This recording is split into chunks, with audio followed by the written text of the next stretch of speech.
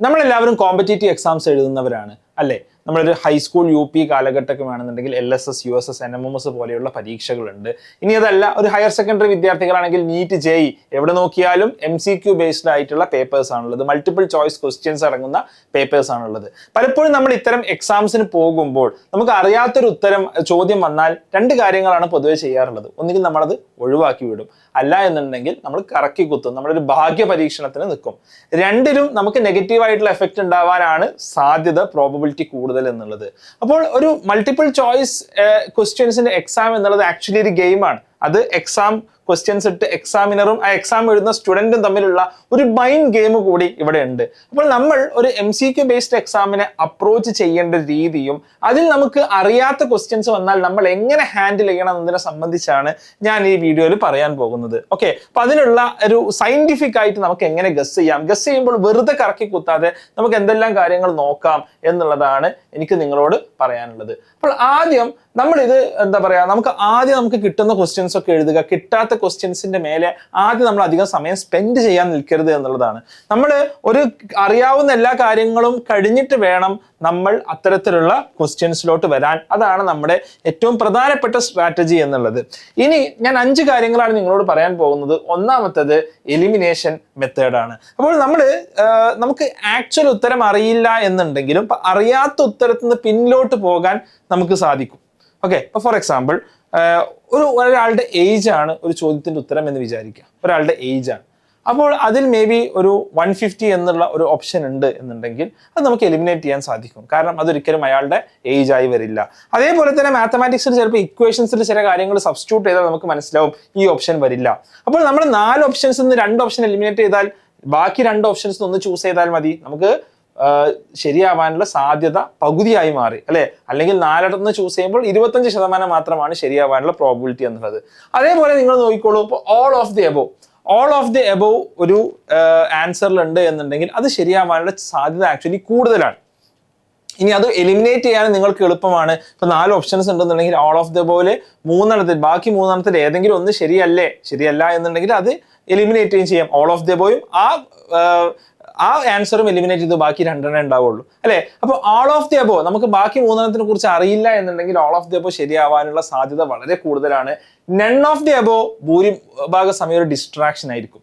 Okay, none of the above നമ്മൾ പൊതുവെ question papers നമ്മൾ പരിശോധിക്കുമ്പോൾ നൺ ഓഫ് ദി അബോ ശരിയാവാനുള്ള സാധ്യത വളരെ കുറവാണ് എന്ന് നമുക്ക് കാണാൻ സാധിക്കും. ഓക്കെ, അപ്പോൾ നമുക്ക് ഈ രീതിയിലുള്ള കാര്യങ്ങൾ, ഒരു എലിമിനേഷൻ മെത്തേഡ് നമുക്ക് MCQ ക്വസ്റ്റ്യൻസിൽ നമുക്ക് ഉപയോഗിക്കാവുന്നതാണ്. അതോടൊപ്പം തന്നെ നമുക്ക് എക്സ്ട്രീം വാല്യൂസ് ഒഴിവാക്കാം. അപ്പോൾ ഫോർ എക്സാമ്പിൾ പേപ്പർ സെറ്റ് ചെയ്യുന്ന ആളുകൾ ഔട്ട്ലയേഴ്സ് ഇടും. അത് നമ്മളൊന്ന് ഡിസ്ട്രാക്ട് ചെയ്യാൻ വേണ്ടിയിട്ടാണ്. ഫോർ എക്സാമ്പിൾ നമുക്ക് 4 ഓപ്ഷൻസ് ഉണ്ട്, 0, 27, 37, 102.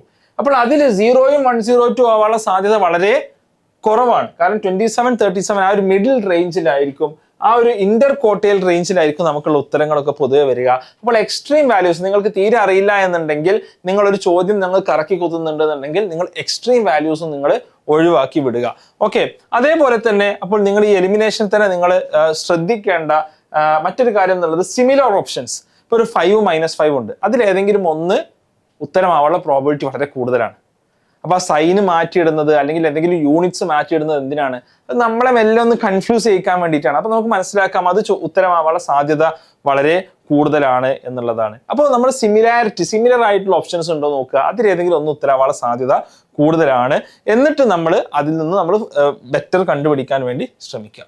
ഓക്കെ, അതോടൊപ്പം ഇനി രണ്ടാമത്തെ ഒരു ടെക്നിക്കിലോട്ട് നമുക്ക് പോകാം, ഒരു ബ്രെയിൻ സിഗ്നൽ ടെക്നിക്ക്. അപ്പൊ നമ്മൾ ഒരു ചോദ്യം കണ്ടിട്ട് നമ്മളൊന്ന് ആദ്യം റിലേറ്റ് ചെയ്യാൻ ശ്രമിക്കും. ഇത് ഏത് ചാപ്റ്ററിൽ നിന്നാണ്, നമുക്കറിയില്ല എന്നുണ്ടെങ്കിൽ ഏത് ചാപ്റ്ററിൽ നിന്നാണ്, അതിൽ മേ ബി ഏത് സെക്ഷനിൽ നിന്നാണ്, അതിന് ഏത് പേജിൽ നിന്നാണ് ഈ ചോദ്യം വന്നിട്ടുള്ളതെങ്കിലും അറ്റ്ലീസ്റ്റ് ഐഡന്റിഫൈ ചെയ്യാൻ ശ്രമിച്ചാൽ ഇനി നിങ്ങൾ ബാക്കിയുള്ള ചോദ്യങ്ങളൊക്കെ അറ്റൻഡ് ചെയ്ത് വന്നാൽ നിങ്ങൾക്ക് കിട്ടാനുള്ള സാധ്യത കൂടുതലാണ്. കാരണം നിങ്ങൾ ഈ ഒരു തോട്ട് പ്രോസസ്സിൽ തന്നെ നിങ്ങൾക്ക് മേ ബി കുറച്ചുകൂടി ഓപ്ഷൻസ് എലിമിനേറ്റ് ചെയ്യാൻ പറ്റും, നിങ്ങൾക്ക് ബെറ്റർ റീകോൾ ചെയ്യാൻ സാധിക്കും എന്നുള്ളതാണ്. മൂന്നാമത്തെ കാര്യം, നമ്മൾ ഭൂരിഭാഗം എക്സാംസും നമ്മൾ നോക്കുമ്പോൾ ഓപ്ഷൻ ബിയും സിയുമാണ് കൂടുതൽ ഓപ്ഷൻസിന് വരിക. ഒരു എക്സാമിനർ ഇടുന്ന ഒരു പേപ്പറിൽ എന്നുള്ളത് വരാനുള്ള സാധ്യത കുറച്ച് കുറവാണ്. കാരണം ഫസ്റ്റ് തന്നെ ഉത്തരം കൊടുക്കണ്ട എന്നുള്ളതാണ് ആ ചോദ്യം ഇടുന്ന ആളുടെ മെന്റലി വർക്ക് ചെയ്യുക. ഓപ്ഷൻ ഡിയും ലാസ്റ്റ് ആകാനുള്ള സാധ്യതയും കൂടുതലാണ്.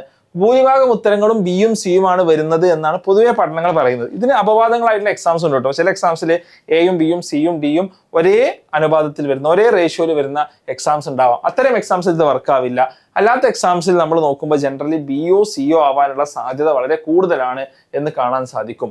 ഓക്കെ, അതേപോലെ തന്നെ അസേർഷൻ ആൻഡ് റീസൺ ക്വസ്റ്റ്യൻസ് ഉണ്ടാവും. എന്താ അസേർഷൻ ആൻഡ് റീസൺ എന്ന് പറഞ്ഞാൽ ഒരു അസേർഷൻ ഒരു സ്റ്റേറ്റ്മെന്റ് തരും, അടുത്ത് അതിന്റെ റീസൺ ആണെന്ന് പറഞ്ഞാൽ അടുത്ത സ്റ്റേറ്റ്മെന്റ് തരും. എന്നിട്ട് ചോദിക്കും രണ്ട് സ്റ്റേറ്റ്മെന്റും ശരിയാണോ, ആണെങ്കിൽ ഒന്ന് മറ്റതിന്റെ ഒരു കാരണമാണോ, റീസൺ ഈ അസേർഷനുള്ള റീസൺ ഇതാണോ, അതോ റീസൺ അല്ല രണ്ടും ശരിയാണ് എന്നുള്ളതാണോ. ജനറലി ഈ എ ഓർ ബി തന്നു കഴിഞ്ഞാൽ രണ്ടും ശരിയാവാനുള്ള സാധ്യത വളരെ കൂടുതലാണ്.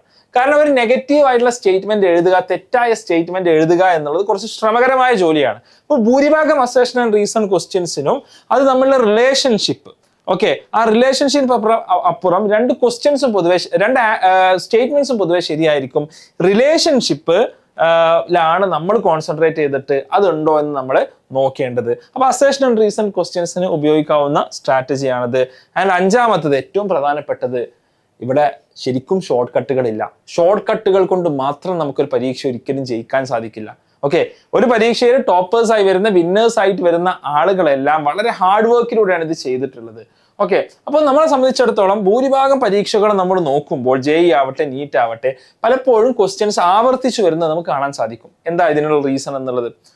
ഒരു ഫൈനൈറ്റ് സെറ്റ് ഓഫ് ക്വസ്റ്റ്യൻസ് ആണ് ഓരോ ചാപ്റ്ററും നമുക്ക് ഉണ്ടാക്കാൻ സാധിക്കുക. അപ്പോൾ ഈ ക്വസ്റ്റ്യൻസ് ചിലപ്പോൾ വാല്യൂസ് മാറി അതിന്റെ സിനാരിയോസ് മാറി ആവർത്തിച്ച് വരിക ചെയ്യുക. സോ എത്രത്തോളം ബെറ്റർ നമ്മൾ പെർഫോം ചെയ്യുന്നു എത്രത്തോളം ബെറ്റർ നമ്മൾ പ്രാക്ടീസ് ചെയ്യുന്നു അത്രത്തോളം ബെറ്റർ നമുക്ക് പെർഫോം ചെയ്യാൻ സാധിക്കും എന്നുള്ളതാണ്.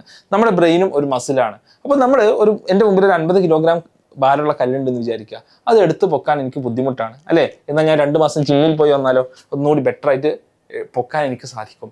ഇതേപോലെ തന്നെയാണ് നമ്മൾ പരീക്ഷയ്ക്ക് പോകുമ്പോഴും നമ്മുടെ ബ്രെയിന് ട്രെയിൻഡ് അല്ല എന്നുണ്ടെങ്കിൽ, നേരത്തെ മസിൽ ട്രെയിൻ ചെയ്യപ്പെടുമ്പോഴാണ് നമുക്ക് കല്ലെടുത്ത് പൊക്കാൻ സാധിക്കുക.